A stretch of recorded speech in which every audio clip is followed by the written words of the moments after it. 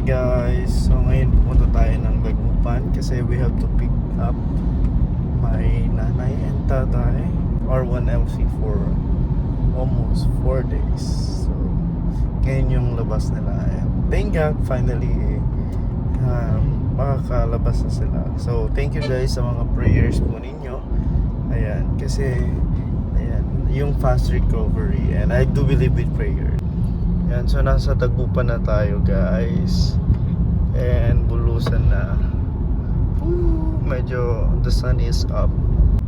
So ayan guys, medyo maaga na ako na nag-exit because they called me kanina na I'm going to pick them up na, and medyo mainit kasi, and ayan, they were not supposed to be staying too much outside, and I have to go back sa school mamaya na rin siguro. Well, I don't know, kaya sira-sira, whatever will be.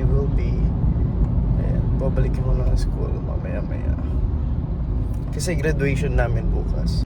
Hi guys, so nakarating na ako dito sa Dagupan. Nandito ako ngayon sa Nepo Mall, naka-park, and sinabi kasi ni tatay na dito na lang ako maghintay kasi hinintay pa nila yung wheelchair na pang baba kay nanay mula sa 3rd floor.